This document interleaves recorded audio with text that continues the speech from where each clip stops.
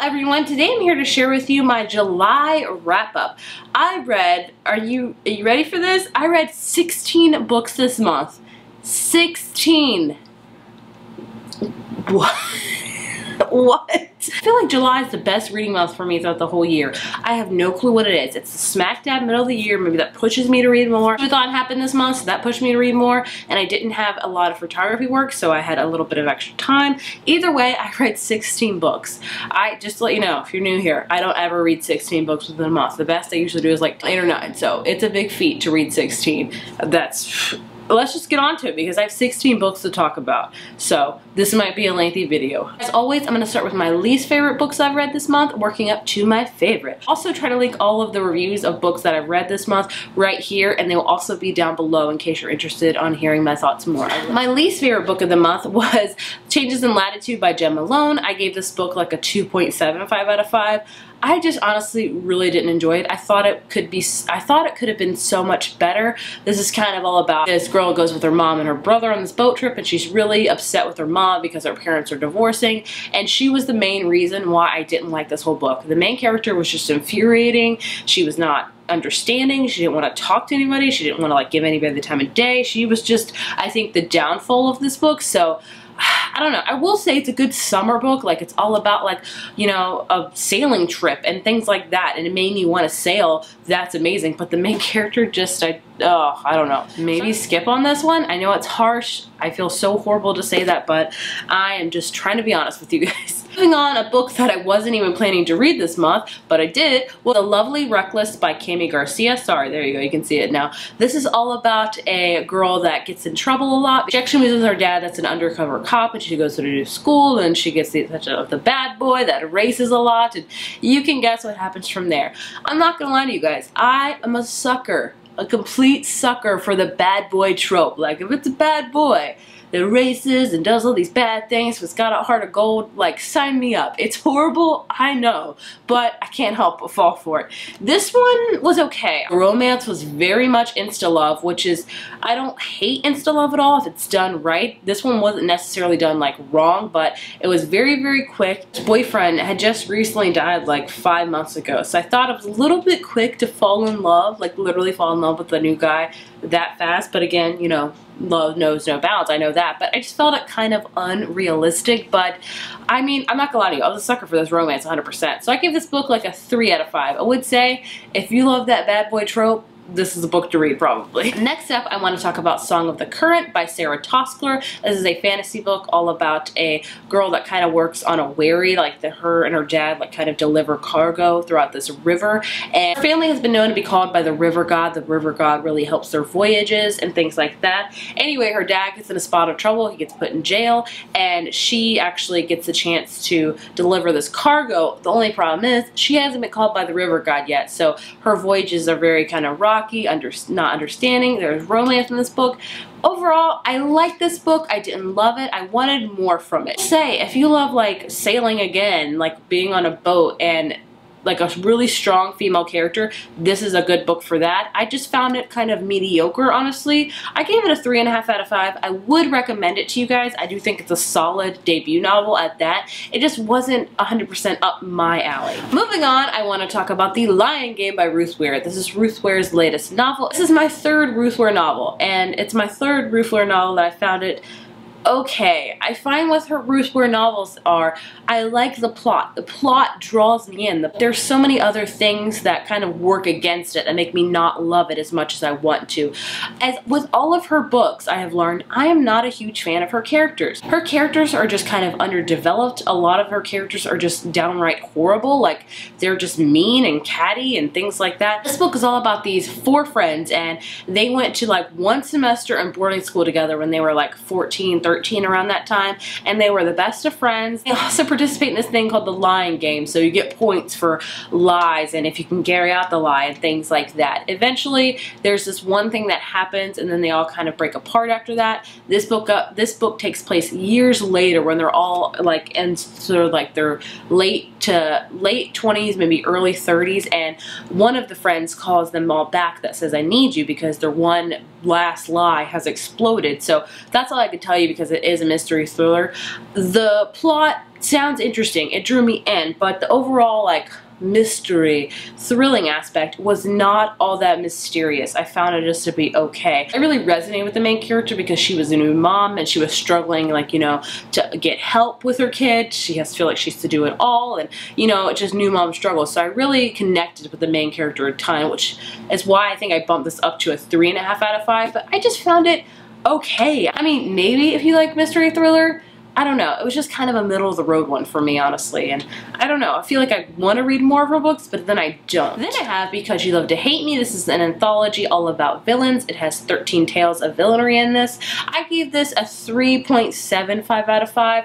I like this one, didn't love it. I will be filming its own review, so I'm going to really dissect each individual story and let you know my rating of each individual story. There were some stories in this novel that I really, really loved. Like, I really loved. And there were some that I liked, but the majority were just kind of okay. There weren't anything special. I think my main qualm with this book is I kind of wanted more villainy. I just wanted a couple of stories of downright bad to the bone villains, like really crazy, maniacal, insane villains, and I don't think we got one single story with like that in it, but a lot of the stories were strong and the authors in it were amazing in them, but I just wanted more from it. So I would say if you like anthologies, I would recommend this book. It's kind of fun. Just, you know, read a different one every day. I enjoyed this one. I know, I'm going super fast, guys, but I have 16 books to talk about, so forgive me.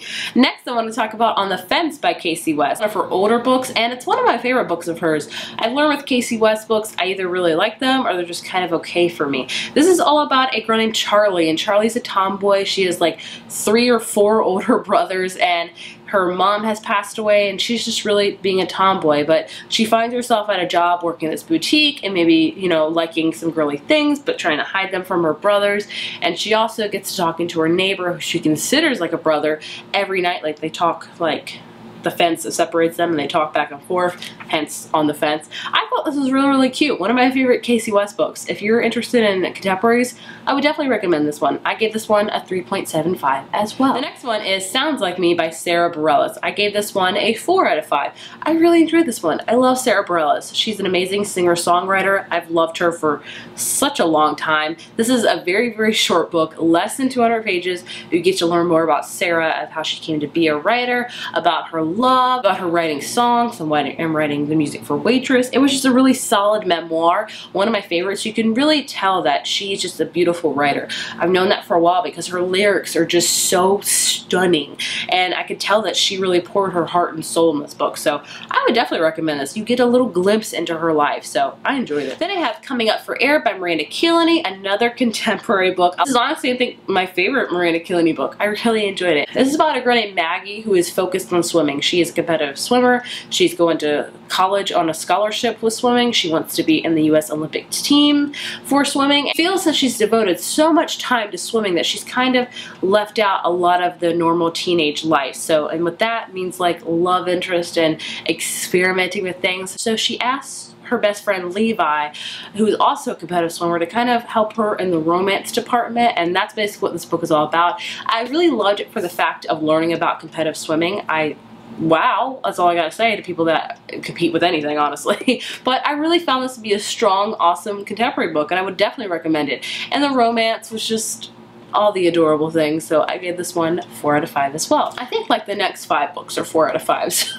Just to let you know.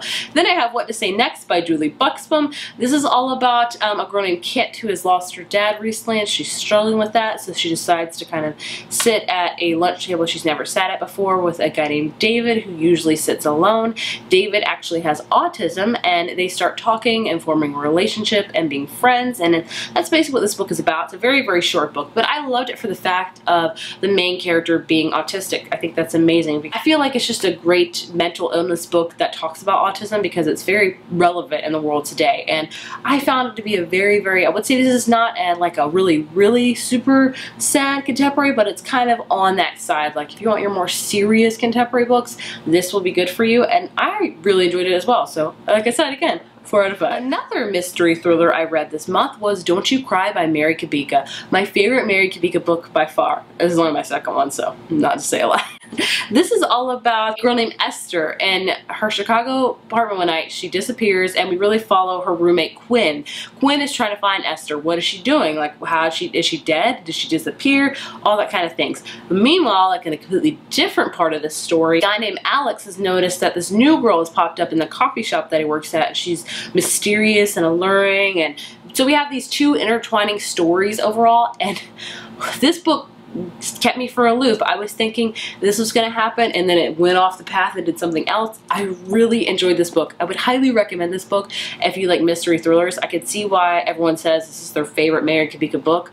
I can 100% see why, because this was amazing. Like, I give it a 4 out of 5. I really, really enjoyed it. Like, I devoured this book. Then I have Lucky in Love by Casey West. This is her newest release, and I gave this one, again, a 4 out of 5. This is probably my second favorite Casey West book. I just really enjoyed it. This is all about a girl named Maddie who wins the lottery, lo and behold, one night, and her life's changing. Her family's really benefiting from the money. She also has a huge crush on her coworker Seth, and she has not told him that she's won the lottery because she notices that her life's kind of changing. Everyone's treating her differently, and that's what this whole book is about. I'd say if you just want a really cute summary contemporary book, this is perfect for that. I found this to be all sorts of adorable. I really enjoyed this one. Like I said, with Casey West books, they're kind of either a hit or miss for me. This was a definite hit for me. Like I said, my second favorite Casey West book. If you're wondering, my favorite of hers is P.S. I Like You, but I really enjoyed this one. It was a solid read, and the cover. All the adorable things. Then I have Want by Cindy Pon. This is kind of like a futuristic sci-fi book. It's a set in futuristic Taipei where like everything is polluted. Like if you don't have this really, really ridiculously expensive suit that protects you from the pollution, you're with the pollution every day, you die earlier, you get sick a lot more. Jason and his friends are sick of like the treatment that these people that make the suits are making everybody. They want to infiltrate the company of the people that own the suits. Oh my gosh, does that make sense? I feel like, ugh, so much. They're just trying to really take down the people that like make the suits. That makes sense. And they learn more about the company. And it was a really, really interesting read. It talks a lot about important things, about like government, like rich versus poor, what certain people should have and certain people shouldn't have. I really enjoyed this one. It kept me captivated. The first half was kind of slow, but the second half definitely made up for it. So I gave it a 4 out of 5. I definitely say if you like sci-fi novels, this is a really awesome one at that. Moving into like 4.5s now, I have a couple of those. The first one of that being Close Enough to Touch by Colleen Oakley.